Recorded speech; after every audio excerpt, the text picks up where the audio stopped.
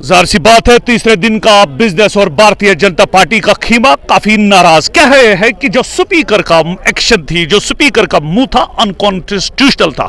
हालांकि सुबह इफ्तिदाई मरहले में हमने देखा कि नेशनल कॉन्फ्रेंस के जो डिप्टी सीएम है, जो लेजिस्लेटर है, वो सुरेंद्र चौधरी जी, उन्होंने इंट्रोड्यूस करने का जो रेजोल्यूशन के हवाले से अपनी action on the floor of house की थी, उसके तनाजुर में काफी हंगामा हुआ। हमारे साथ भारतीय जनता पार्टी का खीमा। सर, क्या कहेंगे सर इस आज की एक्शन के हवाले से, जो स्पीकर की थी, जो आपके जो मुखालिफ थे उनकी तरफ से जो आई? It was totally unconstitutional on the part of the speaker to have admitted a motion which pertains to a domain of the parliament. Right, sir. It is not in the domain of the assembly to grant or to get that status back. It is for the Indian Parliament, which has to amend the constitution if they want to provide a special status back to the state of India. But why you are annoyed if they have introduced it? They have passed it. Why you are annoyed? Straightway it has go to the parliament.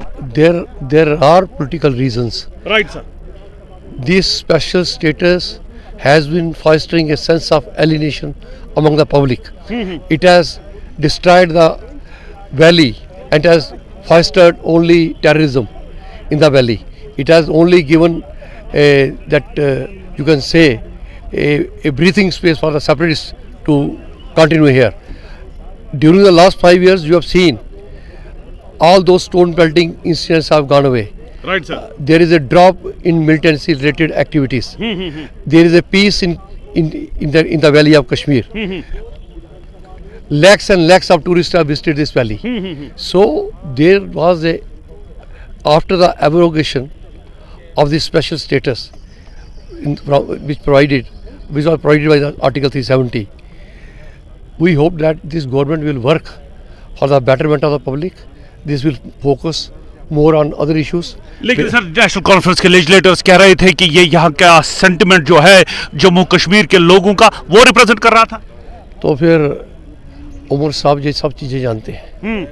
Umar साहब ने खुद कहा था कि 70 साल लगे इसको हटाने में और 70 साल तक हम इसके बारे में सोच भी नहीं सकते।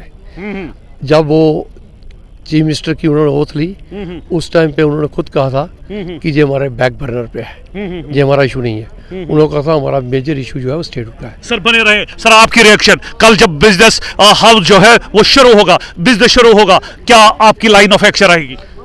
हमारी लाइन ऑफ एक्शन ये, जैसे पवन जी ने कहा कि it was totally unconstitutional move by the party which are ruling this government.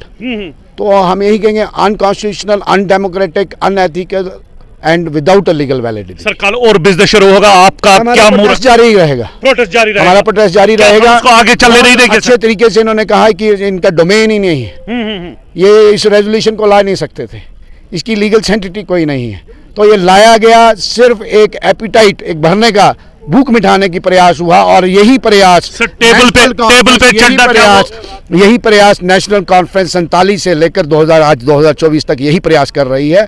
ये प्रयास सिर्फ राजनीतिक सत्ता हासिल करने के लिए प्रयास है। इससे remember the women's word, chief minister साहब ने इन द हाउस उन्होंने कहा, when some other member moved a resolution like this, he said he's playing to the gallery. The question arises, what Umar Saab and his party is playing to? Sir, बने रहिए। Sir, आपकी reaction, table पे चढ़ना क्या सही था sir? नहीं, table पे ये डेमोक्रेटिक वे से जो भी हम प्रोटेस्ट करेंगे वो मतलब कि उसमें जायज़ ही सब कुछ होता है, मगर जो उन्होंने वे नजायज़ बात की है, जो क्योंकि वो पार्टी नहीं था इसका, तो रेजोल्यूशन जो लाया उन्होंने, पहले ये देख लें कि यूटी की पावर्स में सरकार को क्या करना है। ये रेजोल्यूशन लाने के लिए पहले मुझे जो लगता है वो तो गवर्नर साहब की पहले उनको इजाज़त लेनी चाहिए थी, और गवर्नर की इजाज़त के बिना जो रेजोल्यूशन उन्होंने लाया, और इन्होंने जो कहा जाए तो जो गवर्नर का जो एड्रेस था उस पर जवाबदेही जो उस पर बहस थी, उसको इन्होंने तारपीटो किया है, मैं कह सकता हूं, और इसलिए किया है, और इनको जवाबदेही थी। और जो गवर्नर का एड्रेस था, खास तौर पे मैं आपको बताऊं तो इनका उसमें कोई लेखा जोखा नहीं था, और सारे का सारा वो सेंटर सरकार की स्कीमों का लेखा जोखा था। इन्होंने जानबूझ के इस बात को डिल्यूट करने के लिए कि गवर्नर एड्रेस पे कोई एमएलए बात ना कर सके, तो इन्होंने उस चीज को वहां पे किया है और ये बिल्कुल गैर मुमकिन है। Pawan ji, you are a student of law also. Tell me lastly, is it necessary that speaker has to seek permission from the Lieutenant Governor of Jammu and Kashmir? The cabinet which passes any bill, that will go through Lieutenant Governor only. Right, sir. अब इसमें जो resolution लाए हैं, तो resolution जो लाए हैं, देखिए गैलरीज को प्ले करने के लिए आप कुछ भी कर सकते हैं। आप लोगों के बीच में जो एक बात खत्म हो गई थी, उस बात को आपने दोबारा जिंदा करके आपने उन एलिमेंट्स को सपोर्ट किया है जो पिछले लगभग 34 साल से इस मिलिटेंसी को हवा दे रहे थे। हम चाहते थे ये सरकार चले और हम इनको पूरी पॉजिटिव सपोर्ट देते और कंस्ट्रक्टिव सपोर्ट देते और लोगों की भलाई की बातें करते कि कश्मीर के लोग क्या जाते हैं, जम्मू के लोग क्या जाते हैं। हम जहाँ पर चाहते थे कि इंफ्रास्ट्रक्चर डेवलप हो, हम जहाँ चाहते थे कि जहाँ पर हमारे जो पावर प्रोडक्ट चले, हम जहाँ चाहते थे कि हमारे एजुकेशन जो है वो बेटर हो, हेल्थ फैसिलिटीज़ हमारी बेटर हो, हमारा जो हेल्थ के जो हमने इंस्टीट्यूशन क्रिएट किए हैं वहाँ पर आज डॉक्टर नहीं है, न्यू टाइप। पवन जी, आप क्या चाहते हैं कि फिर सरकार नहीं चलेगी आगे? ये सरकार जिस टाइप से इस सरकार का एजेंडा ही इसका ये उस जगह पे जा रही है जिस जगह पे इसका हक ही नहीं है, जहाँ इसका डोमेन ही नहीं है, इनकी जुरिडिक्शन ही नहीं है। क्या हुसैन मसूदी साहब जिस दिन ये बिल पास हुआ, फारूक साहब वहाँ पर पार्लियामेंट में थे या नहीं थे? अच्छा, ये क्या अपोजिशन की जो उस वक्त की अपोजिशन किसने इनको सपोर्ट किया? केजरीवाल ने इनको सपोर्ट किया, नीतीश कुमार ने इनको सपोर्ट किया, क्या इनको जगन मोहन रेड्डी ने सपोर्ट किया? पूरा इंडिया इस बात पे आ गया है कि ये 370 जो है, this is a root cause of militancy in the state of Jammu and Kashmir.